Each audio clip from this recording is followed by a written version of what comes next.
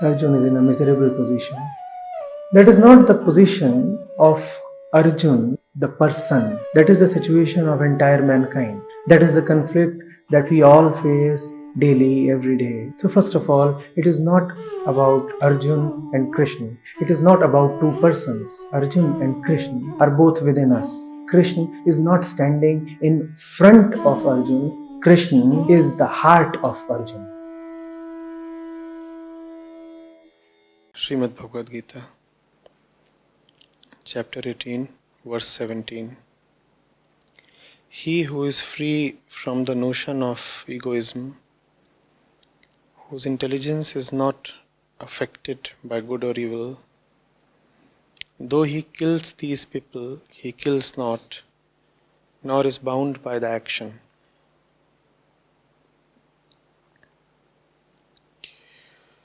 Question. Please help me understand this. If one does not have the feeling of egoism, then how can he even perform the very act of killing or not killing? And if he does act, for whom does he perform that action? See, the question is based on an assumption. What does the question say? If someone does not have egoism, how can he perform the act of killing or not killing? The questioner says, if someone does not have egoism, how can he perform the act of killing or not killing?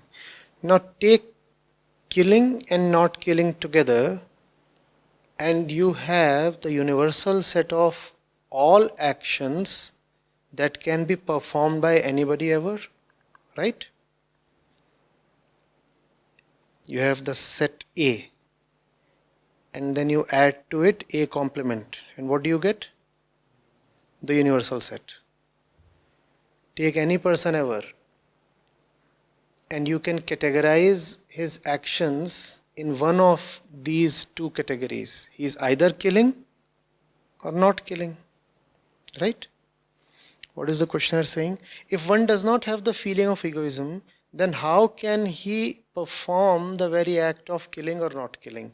In other words, what he is saying is, if one does not have egoism, then how can he act at all? Because killing and not killing together is the universal set of all actions. So the questioner is saying, if one does not have egoism, how can he perform any action? Right? That's the question. The question is, if one does not have egoism, how can he perform any action? A or A complement? He can do nothing. That's the assumption behind the question. What's the assumption? Without ego, you cannot act at all. You can neither go left nor right. You can neither eat nor not eat. You can neither live nor die. In other words, the only way to act is to act via the ego. In other words, only the ego acts. And if the ego feeling is not there, then no action is possible at all. That's the assumption on which this question is based. Are we able to peel off the layers? Do you see the solution now? The question is uncovered.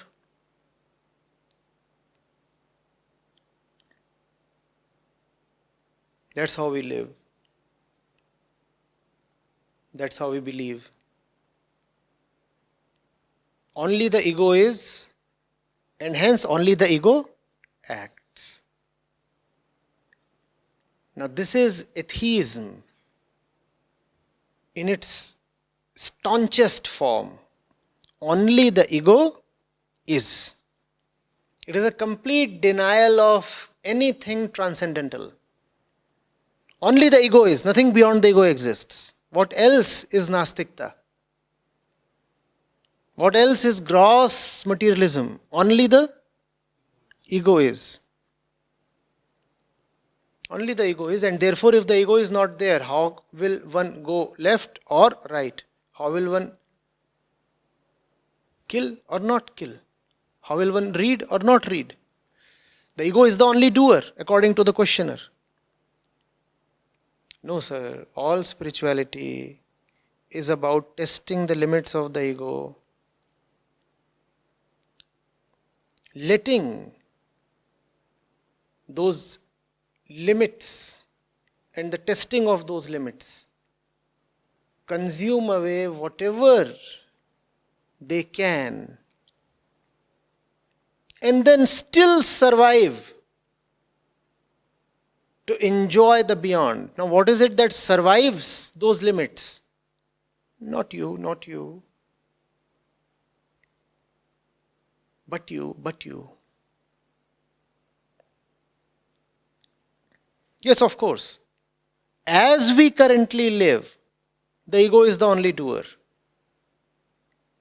But that should not fool you into believing that how you currently live is the only way possible to live. You are right to the extent that given the contours of your current life, nothing can happen sans the ego. The ego is the mover and shaker, the sole doer.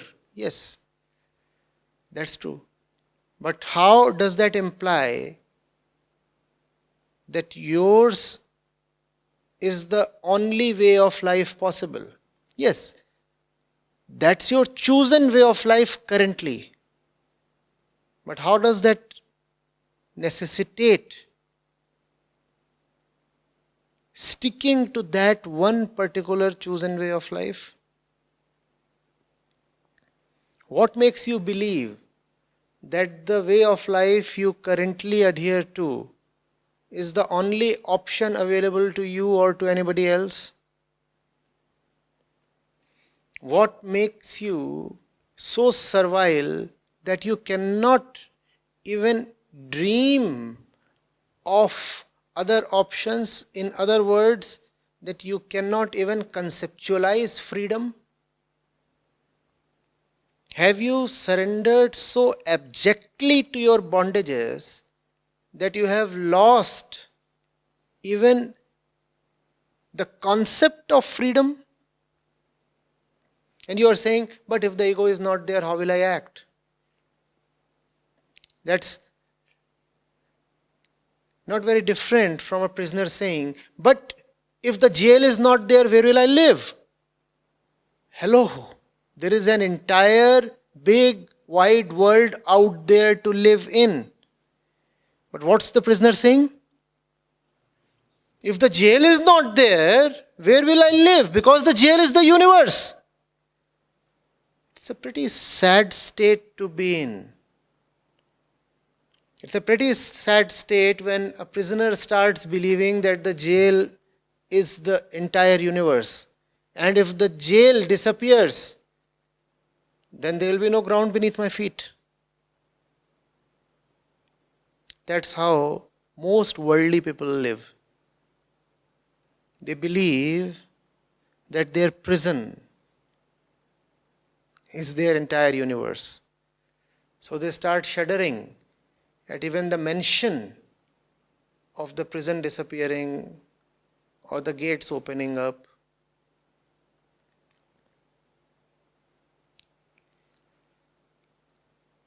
It is possible to not operate from your personal center, sir. It is immensely possible. It is not only possible, it is a possibility that deserves to be materialized. That is the sole purpose of life. To keep striving to come to a point where you don't have to depend on your personal self for your existence. Your personal self guarantees you some kind of continuous existence or the appearance of it. but it's a very shallow and a sham appearance. It's a very unworthy existence.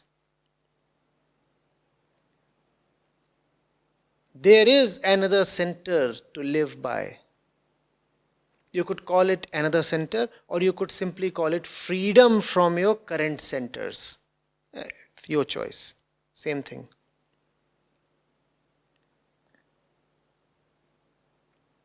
You come from the line of Buddha, you will say, no, I just want to say freedom from my existing centers.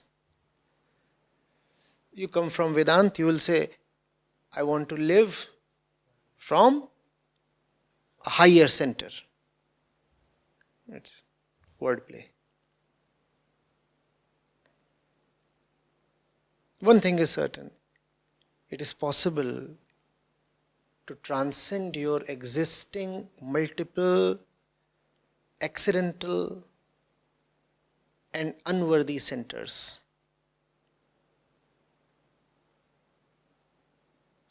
Those multiple, accidental, unworthy centers together constitute the ego. The ego is not one thing. It's an amorphous accumulation of 1,000 things. It's a powder.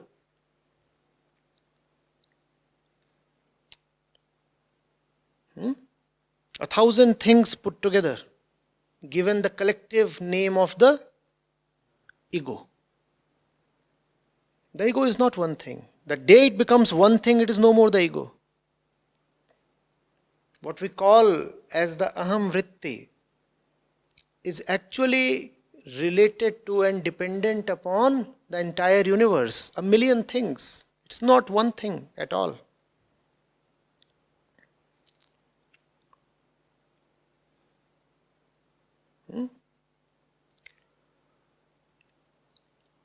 It is possible to not to live such a fractured and fragmented and helpless and accidental life. Kindly don't be so certain that if there is no egoism, no action is possible. Please, such certainty will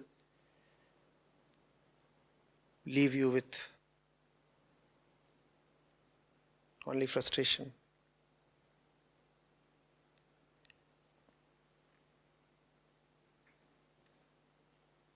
Getting it?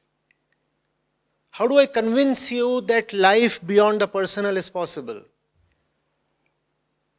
You cannot be convinced of that. Given where you are currently, your convictions will carry the stamp of your current state of existence. Can one's convictions be separate from his center? If someone is operating from the center of ego, can he be convinced of egolessness? If one is operating from the center of personal certainty, can he be convinced that he is personally very misplaced? So I cannot convince you that there is something beyond the ego. But I can draw your attention to your current state. That is possible. And it is upon that possibility that the entire spiritual process really rests. You cannot be convinced that it is possible to lead a better life if you change or improve or drop the ego. But it is very much possible to ask you, are you really all right as you are? I do not want to tempt you by selling the idea of some imaginary heaven to you. Even if I do manage to sell you some utopia, it would be again your personal utopia, otherwise you will not buy it. And a personal utopia you buy into would in no way be able to shatter your personal self. In fact, it will be co-opted by your personal self. No?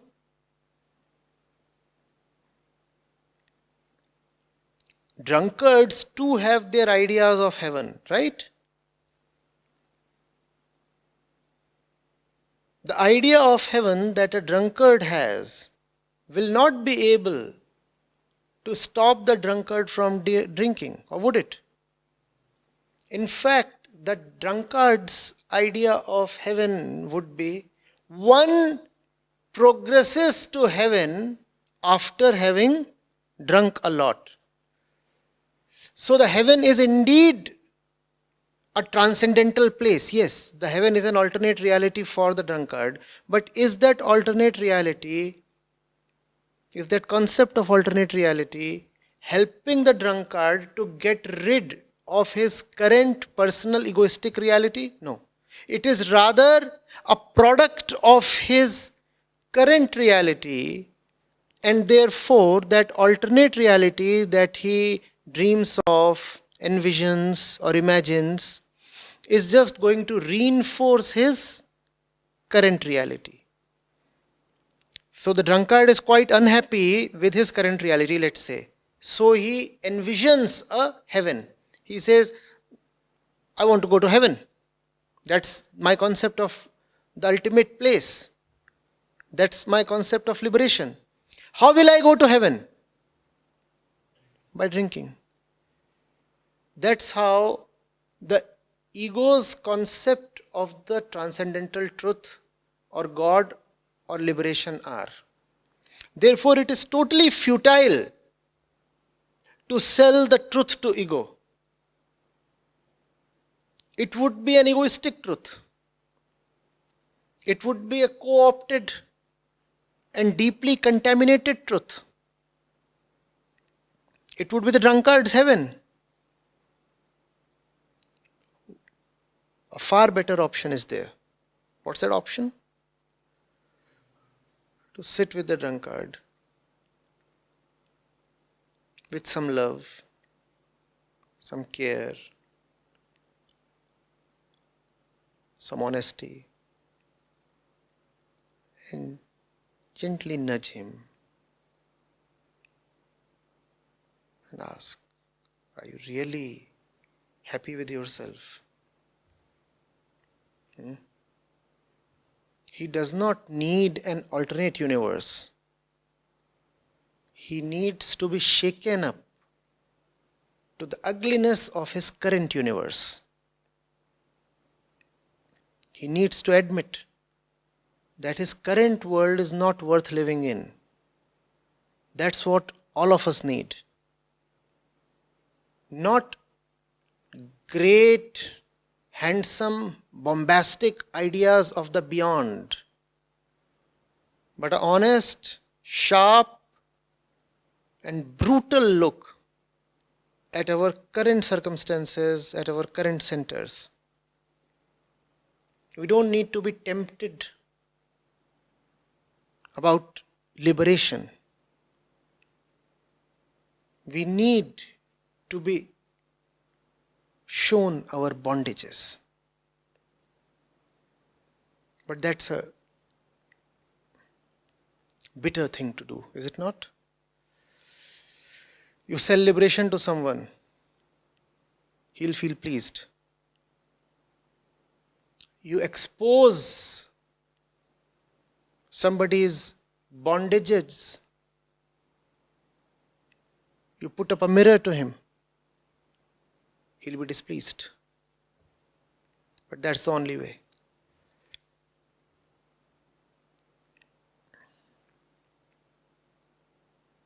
Getting it? You say, without the ego, no action is possible. All right? So your actions are coming from the ego. Fine. Now what's the quality of those actions? What do you get from those actions? What's your state of mind while performing those actions? Are you okay with all that? And if you are, then the story stops here. Then we'll talk at a later time. Then we'll wait for the situations to get more opportune, more favorable towards spiritual initiation. If you honestly want to ever that you are all right as you are, then I have no business and no right pushing you in a needless direction.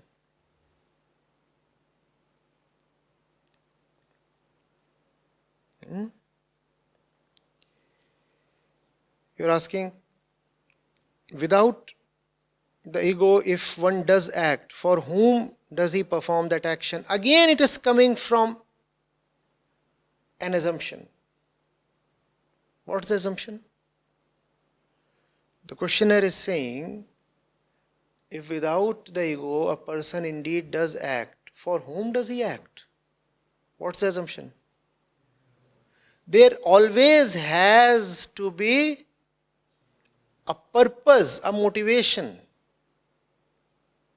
an end result in sight, some kind of desired output, some kind of mental target when you act. That's the assumption. And therefore he is asking, if there is no ego, why would one act at all? Well, sir, purposeless action is possible. It is possible to act vigorously and yet not let the result be too much for you. You will not be able to imagine it. It is something to be lived. It's not for the sake of armchair visualization.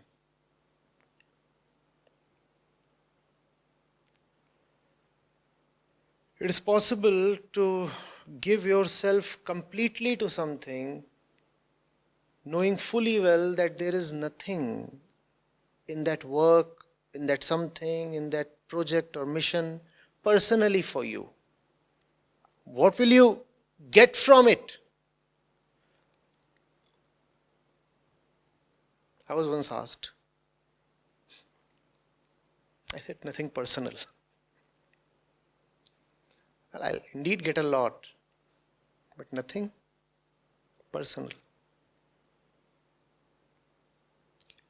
What will you get from it? Nothing personal. This entire business called life is itself not to be taken personally. How does one take his actions personally? Personally, well, everything ends.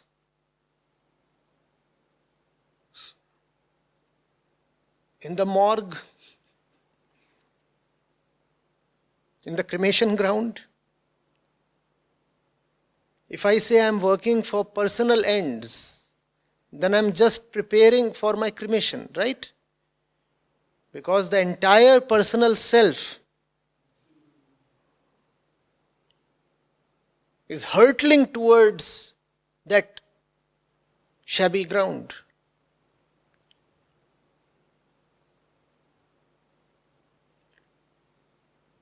Or maybe it's an electric one. How does it matter? Ashes are ashes.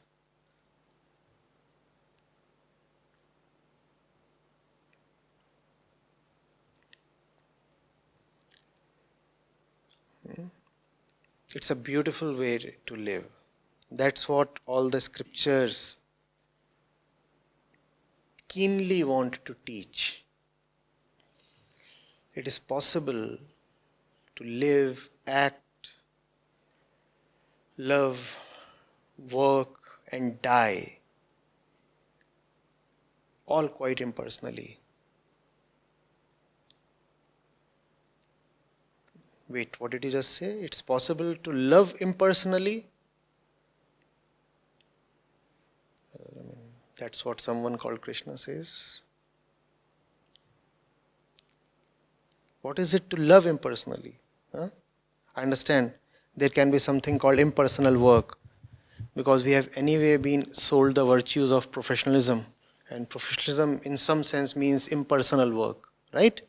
We say there is the personal world and there is the professional world, and this distinction itself in some way means the professional world is impersonal. But what is it to love impersonally? Yeah. You love for a reason, right? And the reason is the pleasure of your personal self, right? If I love, my personal self is pleased. It is possible to not to love for this reason. Impersonal love is possible. It is possible to not to love for your own little sake.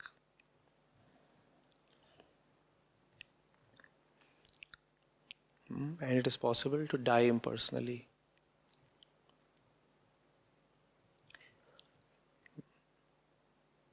But all those possibilities will open up for you only when you have a deep dissatisfaction with your personal way of living. Unless you are totally fed up of yourself, I'm never fed up of saying this, you will continue as you are. That's the thing that never ceases to amaze me. How is it that the most wretched people are most satisfied with themselves? And obviously that's what keeps them wretched. How is it possible? I mean, a fellow living the ugliest kind of life, the weakest kind of life, the most abominable life, is continuing to live as he is. He has no intentions to change. In fact, he resists change. How is he so settled in his ways? It's a great wonder. That's why it is said that no one can comprehend Maya. This is Maya. You're not all right, and you want to continue as you are. You want to run away from change. You want to run away from all forces, all possibilities that will compel you to change. And you devise arguments. You dream up some excuses. Your only objective is to continue in your wretched ways. Great amazement.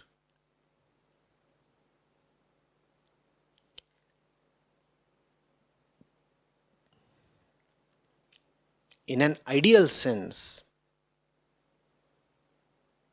the deeper you are in doldrums, the more you should be desperate to get out of them, right?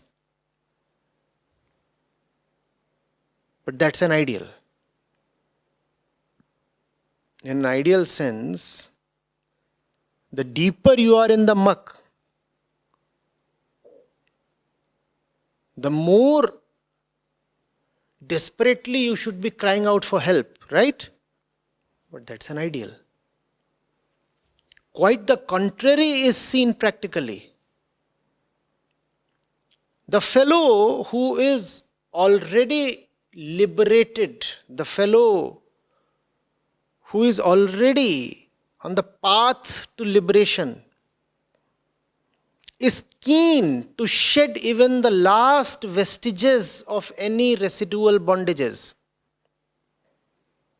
He has already obtained liberation to a great extent. Some little bit of some vestigial bondages remain.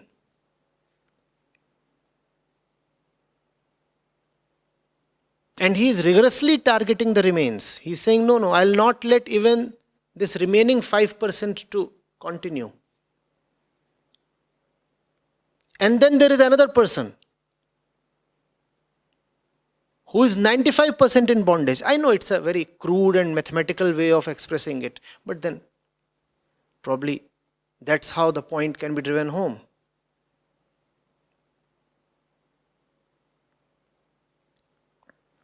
This fellow is 95% drenched or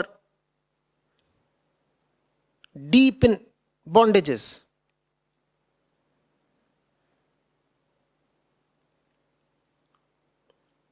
He's marinating in bondages.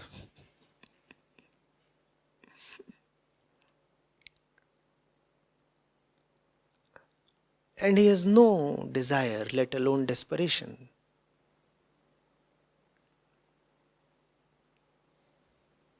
How?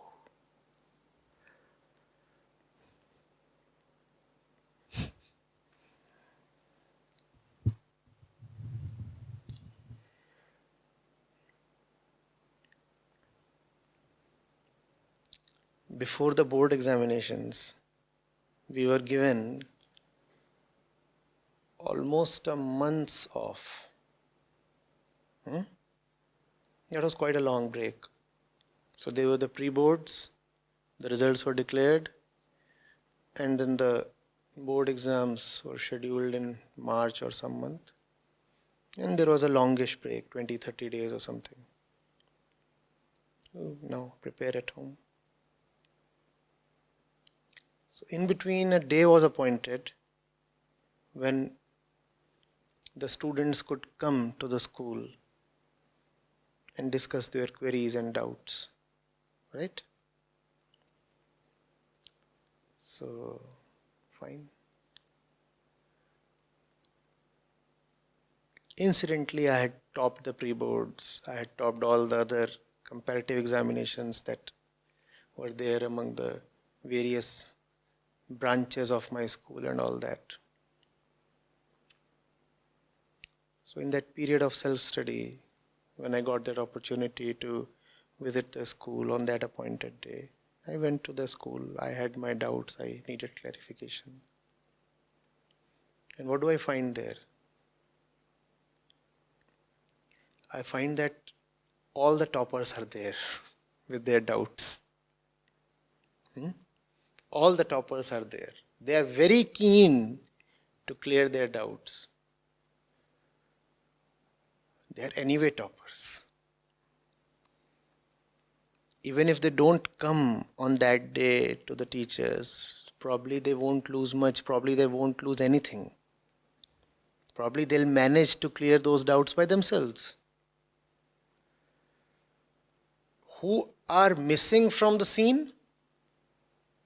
All the laggards and backbenchers, the one who need the maximum support and guidance. They are the ones avoiding the teachers.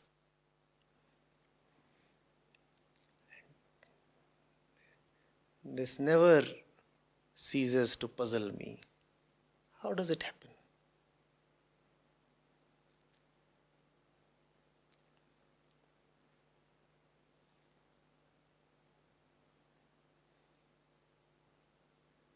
In fact, you can know the state of a person's progress and desire to progress, both. How far has he progressed and how much desire does he have to progress by seeing whether he is missing from the scene or not. The ones who ask the most questions, the ones who are most eager to learn from the teacher, are also the ones who have already learnt a lot. How do you know that a person does not know anything in spirituality? He'll be avoiding the teacher. And that's exactly why he wants to avoid the teacher. His inner ego is extremely monstrous. It's a demonic ego he has. That ego has now realized that the teacher is dangerous. If you go close to the teacher, you'll be burnt down. So totally avoids. The ones who need the most to ask the questions are the ones never found asking the questions, even if they have to repeat class 10th.